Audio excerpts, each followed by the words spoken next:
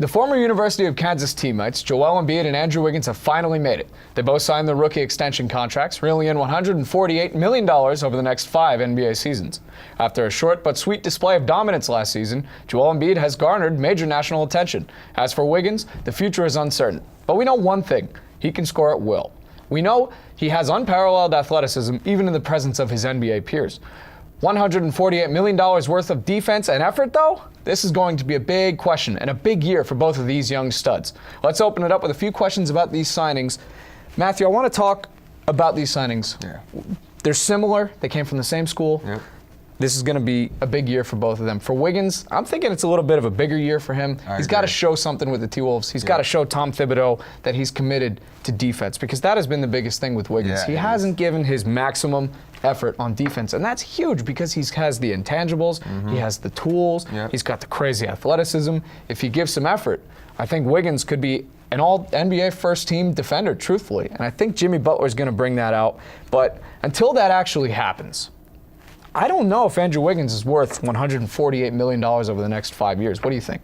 I will differ from you from that. I believe he is a max-type player. He's a young talent. He's about 21, 22 years old. He can score at will, but the defense, as you mentioned, is a problem. He ranked last in defense.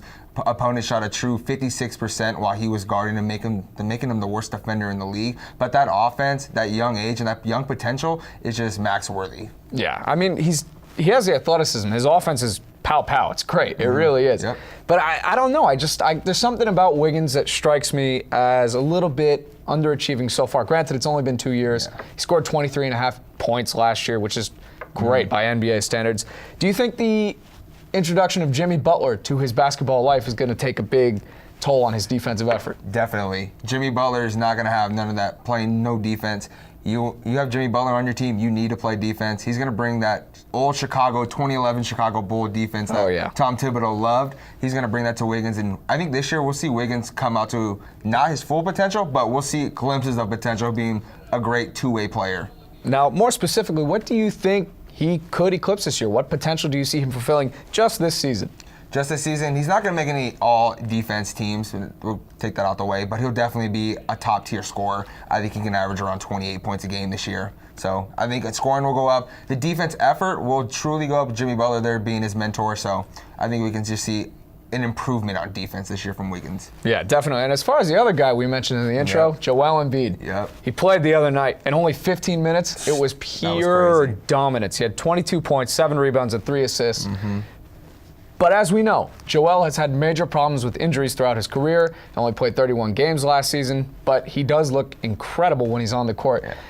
What do you think, giving him this max extension that he was eligible for, what do you think about that? Do you think it was a smart move? Do you think it was risky? What do you think? So my initial thoughts, I was like, you're giving a max deal to a player that's only played 31 games. Granted, he averaged around 20 points, about 8 rebounds, about 2.5 blocks per game. But still, that 31 games and the amount of seasons he's been there is truly frightening. But they're just banking off the potential he showed this last year and then, in the first preseason game against the Nets. So I think then we talked about the contract. It's just a very complex contract. I think it benefits both parties. If he plays, he gets his money. If he doesn't play, the Sixers get theirs. So yeah, it's a mutually beneficial contract structure, what they've done. And with a guy like Embiid, I mean, the potential is unreal. He is being called the Hakeem Olajuwon of our generation. That's truly something. That's something. He's probably one of the 2-3 best centers to ever play. And when you watch Embiid, you see the prowess and the athleticism, the movement, the understanding. And he's only been playing basketball for, 5-6 years now? So the enthusiasm is still there. And besides just being a pure joy, he's incredible. And I'd expect big things out of Embiid this year. I think he's got a chance to play 60 games. I can totally see the Hakeem comparisons. Hakeem himself has said, Embiid reminds me of a younger version of me. The post hook, the dribbling, the footwork is just crazy. You cannot watch him and just say, that's not Hakeem, because it is. Yeah, definitely is. All right, well, that's going to do it for this segment. We'll be right back asking ourselves, are we crazy? In this segment, we will be asking our fellow analysts if our hottest take is crazy or not. This can be the take that you feel has potential to happen in this NBA season. There are no boundaries on this question, and any take goes. So let's start it off. Yeah, let's go. Okay, so this is called Am I Crazy? So obviously, are you crazy? What's your first take? All right, so I think, am I crazy? Because I believe the Oklahoma City Thunder can truly compete with the Golden State Warriors. You know, you watch last year's games, the Warriors made a huge run every time Westbrook came out the game. Now this year you have at least two All-Stars two All-Star potential that are going to be on the court at all times in Paul George and Carmelo Anthony. I think the staggered rotation is going to be perfect for them. They're always going to have a person that can put the ball in the hoop on the court.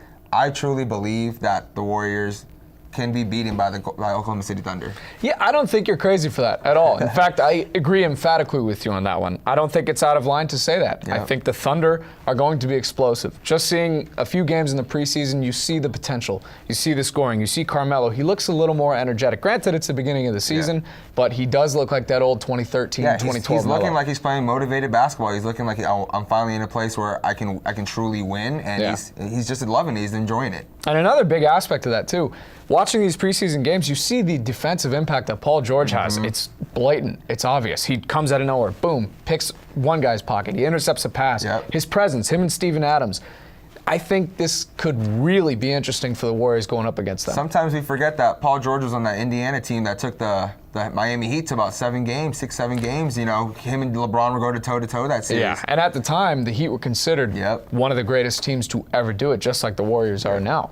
So, I don't think you're crazy for that. But I want to know, am I crazy for saying that if Joel Embiid plays 55 to 62 games this season, he could be a top 5 MVP candidate? You're not crazy. He's incredible. You know, last season on that run, people were calling him Rookie of the Year, but for 31 games, it's incredible. You got 60 games, and you got to give him those numbers. And if they get a good playoff seeding, which they probably will in the East, he's definitely in the MVP conversations. I think if he gets to play 55, 60 games, I think they could be slipping into the top 5 seeds in the East because his defense, his impact is unparamount. His per 36 last year was 28.7 points per game, 3.5 blocks, 11 boards. I think that's going to translate. We just saw it the other day. If he plays, he's great. What do you think, what type of numbers he can put up if he plays those 60 games you want him to play? I really think the per 36 that I just read out, I think that's right on the money. That's MVP worthy.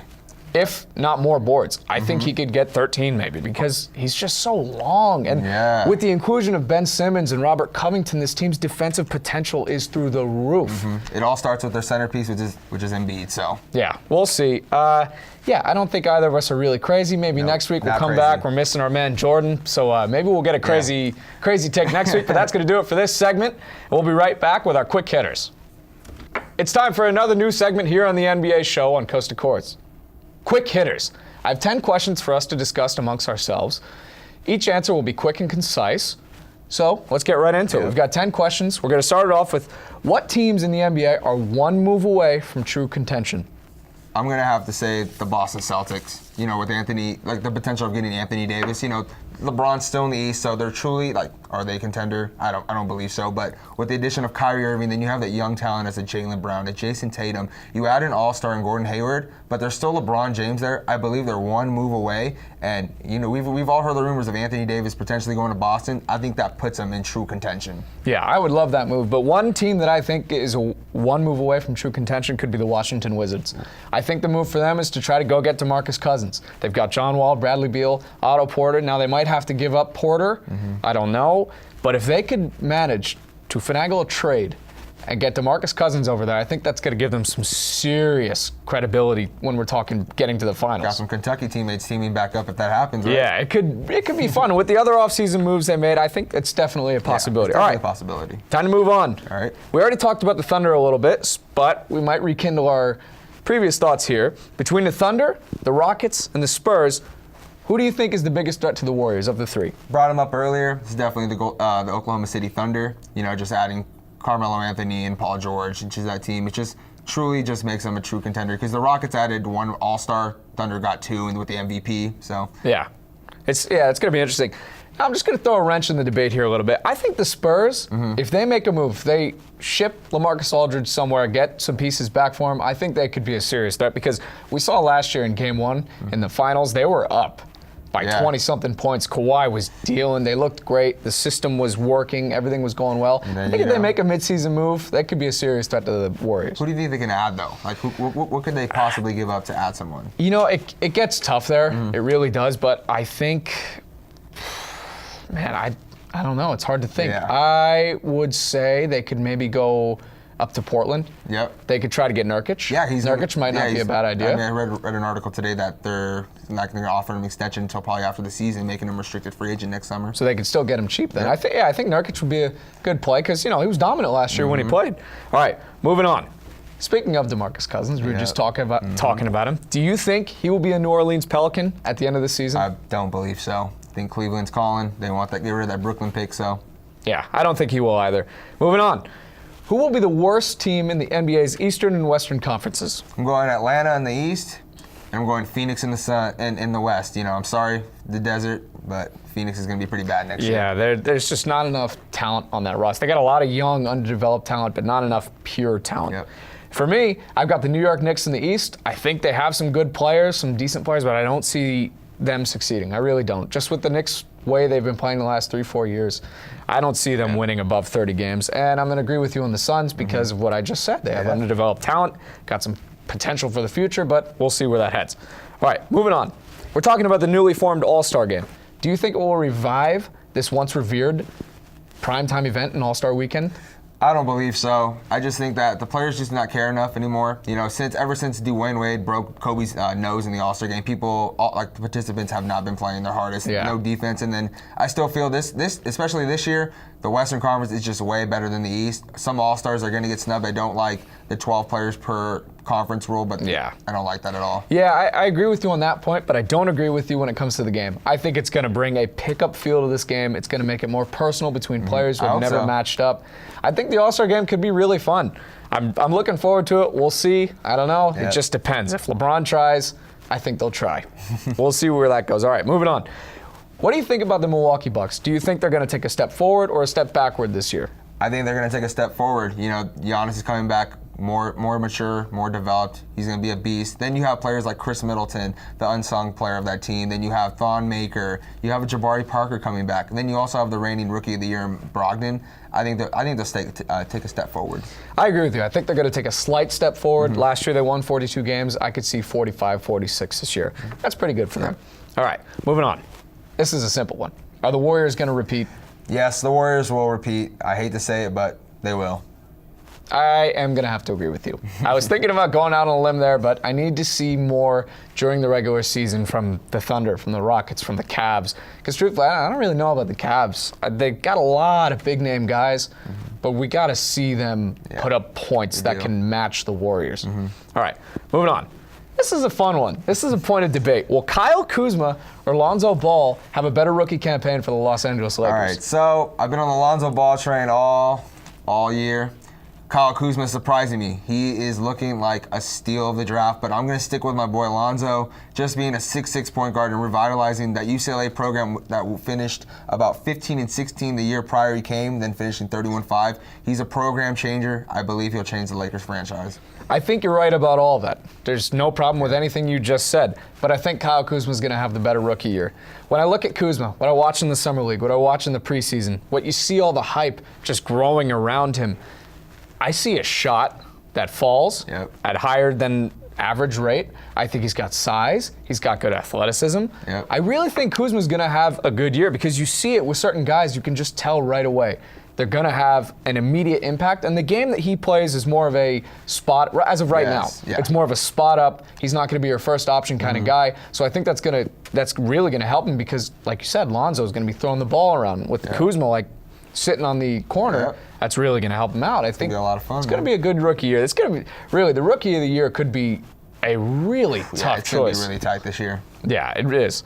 So, next question, number 9. Do the Washington Wizards have a real shot at making either the conference finals or the NBA finals? No shot. No shot. I believe because just because Cleveland having LeBron and then the Celtics adding Kyrie Irving, Gordon Hayward over the offseason, and then you have the Bucks coming up. All the Wizards did this year was just offer a max deal to Otto Porter. That's pretty much all they did. Yeah, they made Sheldon Max looking out. So yeah, they made some bench moves, but I don't know. When I think about the Celtics playing the Wizards and potentially a second round matchup, I can't stress enough how much I want to see John Wall and Kyrie Irving just go at it for 5-6 games. That is going to be an incredible matchup. I think they could have a serious shot at the conference finals. Like we were talking about earlier, though, I don't think they have a shot at the actual finals unless they were to bring in DeMarcus Cousins or surprise us with another move. All right, our final question, this one we could talk about for a little bit. Which NBA superstar or star is under the most pressure this season? I would say Russell Westbrook. I know, is that your choice as well? Yeah. All right, so we can talk about this a little bit. So Russell, you know, KD left, that's a superstar leaving. Can he keep his players happy like a Paul George or Carmelo Anthony to like just want to stay in OKC, or are they going to dip as well? Yeah, this is a big year for Russell Westbrook. He has to integrate Melo and Paul George. He has to make them feel like they're the number 1B and number 1C options rather than the 2 and the 3. Because this team, when you see it on paper, it has potential. The lineups they could throw out there. And also, this is really big for Russ because he just signed that massive extension. If Melo and PG bolt after this season, Russ is going to waste his prime, quite frankly. He's about to turn 30. He's in his athletic apex right now. If he doesn't get these guys to stay, we're going to see one of the great NBA talents ever waste away his best years. It'll basically just be like he's starting last year over again. Same team, no all-stars, no other scorers. He just has to do everything again. So yeah. Well, that's going to do it for our Quick Hitters. That was a fun segment. We'll probably continue it next week. Really enjoyed that one. Thank you for tuning in on the NBA show here on Coast to Coast Sports. I'm your host, Richard Gerraffo. This is Matthew Andujo. Thanks for tuning in. We'll be right back next week.